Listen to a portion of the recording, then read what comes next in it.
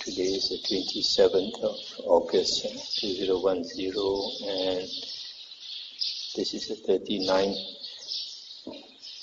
time we are talking on the Majjhima Nikaya Suttas.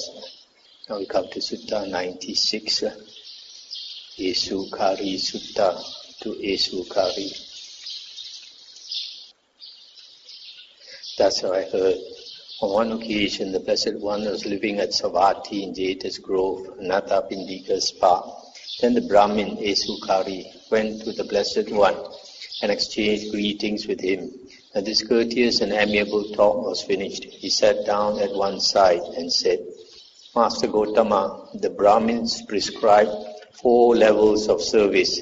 They prescribe the level of service towards a Brahmin, the level of service towards a noble, the level of service towards a merchant, and the level of service towards a worker.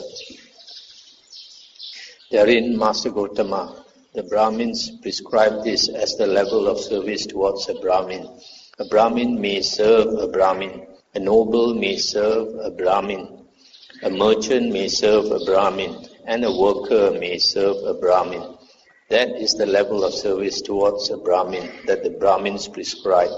Master Gotama, the Brahmins prescribe this as the level of service towards a noble. A noble may serve a noble, a merchant may serve a noble, and a worker may serve a noble. That is the level of service towards a noble that the Brahmins prescribe. Master Gotama, the Brahmins prescribe this as the level of service towards a merchant. A merchant may serve a merchant, and a worker may serve a merchant. That is the level of service towards a merchant that the Brahmins prescribe. Master Gotama, the Brahmins prescribe this as the level of service towards a worker. Only a worker may serve a worker. For who else could serve a worker? That is the level of service towards a worker that the Brahmins prescribe. What does Master Gotama say about this? Stop here for a moment. So you can see from here, the Brahmins consider themselves as the highest caste. Everybody else can serve a Brahmin. But the noble, everybody can serve a noble except the Brahmin. They think they are higher caste. It's not proper for them to serve a noble or warrior clan person. And then the merchant comes after that. The Brahmins and the nobles should not serve a merchant. A merchant can be served by a merchant or a worker. And the worker is the lowest caste. Only a worker should serve a worker. And the Buddha said, well, Brahmin, has all the world authorized the Brahmins to prescribe these 4 levels of service? No, Master Gotama. Suppose, Brahmin, they were to force a cut of meat upon a poor, penniless, destitute man and tell him, good man, you must eat this meat and pay for it. So too, without the consent of those other recluses and Brahmins, the Brahmins nevertheless prescribe these 4 levels of service. Stop here for a moment. So here the Buddha is telling him, only the Brahmins say this, nobody else says this. Forcing your view on everybody else. And the Buddha said, I do not say, Brahmin, that all are to be served, nor do I say that none are to be served. For if, when serving someone, one becomes worse and not better because of that service, then I say that he should not be served. And if, when serving someone, one becomes better and not worse because of that service, then I say that he should be served. If they were to ask a noble thus, which of these should you serve? One in whose service you become worse and not better when serving him, or one in whose service you become better and not worse when serving him? Answering rightly, a noble would answer thus, I should not serve the one in whose service I become worse and not better when serving him. I should serve the one in whose service I become better and not worse when serving him. Similarly, if they were to ask a Brahmin, a merchant, a worker, answering rightly, they would answer thus, I should not serve the one in whose service I become worse and not better when serving him. I should serve the one in whose service I become better and not worse when serving him. I'll stop here for a moment. So, to give an example, for example, if they were to serve somebody who does not give them any salary, then they become worse for it. But if they serve somebody who gives them a big fat salary, then they become better for it. Then they should serve the one who gives them a good salary. That's in the worldly sense. I do not say, Brahmin, that one is better because one is from an aristocratic family. Nor do I say that one is worse because one is from an aristocratic family. I do not say that one is better because one is of great beauty. Nor do I say that one is worse because one is of great beauty. I do not say that one is better because one is of great wealth. Nor do I say that one is worse because one is of great wealth. For here, Brahmin, one from an aristocratic family may kill living beings, take what is not given, misconduct himself in sensual pleasures, speak falsely, speak maliciously, speak harshly, gossip, be covetous, have a mind of ill will, and hold wrong view. Therefore, I do not say that one is better because one is from an aristocratic family, but also Brahmin. One from an aristocratic family may abstain from killing living beings, from taking what is not given, from misconduct in sensual pleasures, from false speech, from malicious speech, from harsh speech, and from gossip. And he may be uncovetous, have a mind without ill will, and hold right view. Therefore, I do not say that one is worse because one is from an aristocratic family. Here, Brahmin, one of great beauty or one of great wealth, may kill living beings, take what is not given, misconduct himself in sensual pleasures, etc. Therefore, I do not say that one is better because one is of great beauty or of great wealth, but also Brahmin, one of great beauty or of great wealth, may abstain from killing living beings, abstain from taking what is not given, abstain from misconduct in sensual pleasures, etc. Therefore, I do not say that one is worse because one is of great beauty or of great wealth. Stop here for a moment. So here, the Buddha is trying to say, it is not because one is from a noble family or one is of great beauty or one is of great wealth that one is better for it. It is one's actions. If one conducts oneself rightly by doing wholesome karma, the 10 wholesome karmas, then one is better for it. But if one misconducts oneself by doing wrong actions, then one is worse for it. I do not say, Brahmin, that all are to be served, nor do I say that none are to be served. For if, when serving someone, one's faith, virtue, learning, generosity, and wisdom increase in his service, then I say that he should be served. Stop here for a moment. You see these 5 things, faith, virtue, learning, generosity, and wisdom.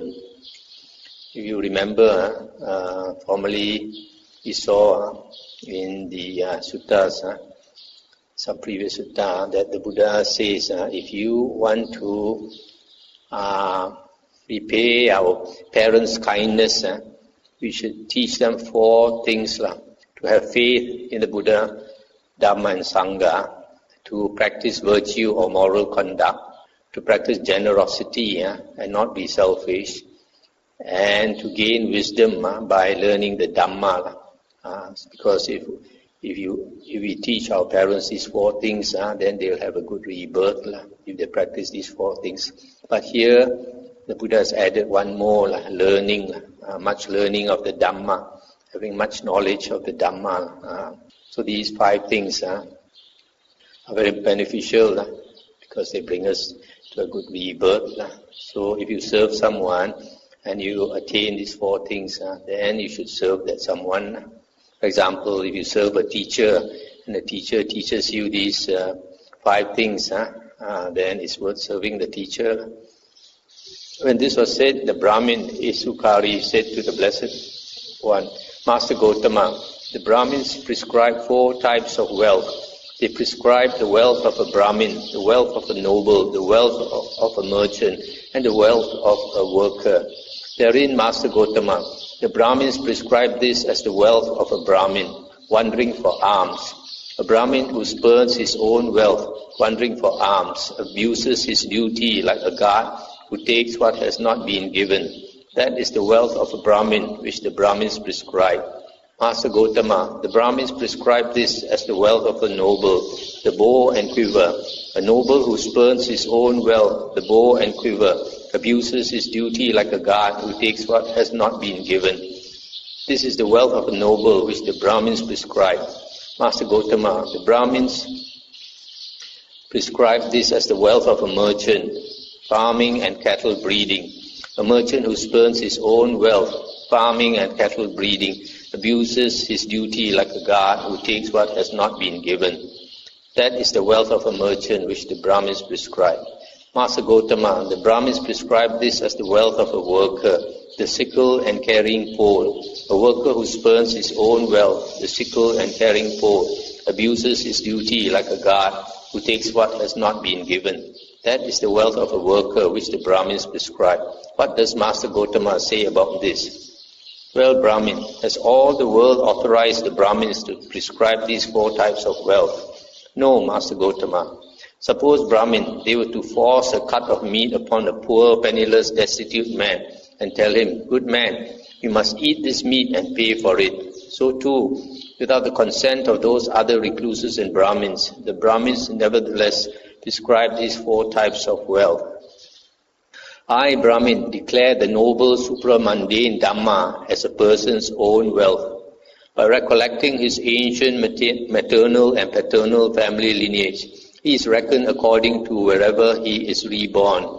If he is reborn in a clan of nobles, he is reckoned as a noble. If he is reborn in a clan of Brahmins, he is reckoned as a Brahmin. If he is reborn in a clan of merchants, he is reckoned as a merchant. If he is reborn in a clan of workers, he is reckoned as a worker. Just as fire is reckoned by the particular condition dependent on which it burns. When fire burns dependent on logs, it is reckoned as a log fire. When fire burns dependent on faggots, it is reckoned as a faggot fire. When fire burns dependent on grass, it is reckoned as a grass fire. When fire burns dependent on cow dung, it is reckoned as a cow dung fire. So too, Brahmin, I declare the noble supramundane Dhamma as a person's own wealth. By recollecting his ancient maternal and paternal lineage, he is reckoned according to wherever he is born. Stop here for a moment. So this Brahmin, they like to classify people according to the caste. If you are a Brahmin, born as a Brahmin, you should wander for alms. If you are born in a noble family, you should earn your livelihood by the bow and quiver, as a soldier. And then if you're a merchant, you should do farming and cattle breeding. If you're a worker, you should take the sickle to work and the carrying pole. But the Buddha says that a person's wealth should be the noble or Aryan supramundane Dhamma. So the Dhamma is the best wealth that we can have, like the Aryan Dhamma. So we should acquire this wealth now that we have come across the Dhamma.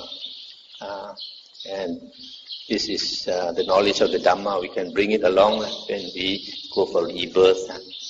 And it will help us many, many lifetimes. If Brahmin, anyone from a clan of nobles, goes forth from the home life into homelessness, and after encountering the Dhamma Vinaya proclaimed by the Tathagata, he abstains from killing living beings, from taking what is not given, from incelibacy, from false speech, from malicious speech, from harsh speech, and from gossip, and is uncovetous, has a mind of without ill will, and holds right view. He is one who is accomplishing the true way, the Dhamma that is wholesome. If Brahmin, anyone from a clan of Brahmins goes forth, or from a clan of merchants, or from a clan of workers goes forth, from the home life into homelessness, and after encountering the Dhamma Vinaya proclaimed by the Tathagata, he abstains from killing living beings, from taking what is not given, etc. He is one who is accomplishing the true way, the Dhamma that is wholesome. What do you think, Brahmin? Is only a Brahmin capable of developing a mind of loving kindness towards a certain region, without hostility and without ill will, and not a noble or a merchant or a worker. No, Master Gautama, whether it be a noble or Brahmin or a merchant or a worker, those of all four castes are capable of developing a mind of loving kindness towards a certain region, without hostility and without ill will. So too, Brahmin, if anyone from a clan of nobles goes forth, or from a clan of Brahmins or merchants or workers, and after encountering the Dhamma Vinaya, abstains from killing, from taking what is not given, etc., he is one who is accomplishing the true way, the Dhamma that is wholesome. Now stop here for a moment. So here, the Buddha says, it doesn't matter what caste the person is from, if he renounces and practices the holy life, then he is practicing the true way, the Dhamma that is wholesome. And then the Buddha asked this Brahmin, is only a Brahmin capable of meditating on metta, loving kindness, and radiating loving kindness? But so he says no. Any person from any caste can meditate and radiate metta. So the Buddha says in the same way, anybody from any clan can practice holy life. What do you think, Brahmin? Is only a Brahmin capable of taking a loofah and bark powder, going to the river and washing off dust and dirt, and not a noble or a merchant or a worker? No, Master Gautama, whether it be a noble, a Brahmin or merchant or worker, those of all four castes are capable of taking a loofah and bark powder, going to the river and washing off dust and dirt. So too, Brahmin, if anyone from the clan of nobles goes forth, or Brahmin or merchant clan or worker clan, and abstains from killing living beings, from taking what is not given, etc., then he is accomplishing the true way, the Dhamma that is wholesome. What do you think, Brahmin? Suppose a head anointed noble king were to assemble here 100 men of different birth. And here the Buddha quotes Sutta 93, where the Buddha says, these 100 men of different castes, and they take different types of wood and start a fire. Is the fire different because they are from different clans?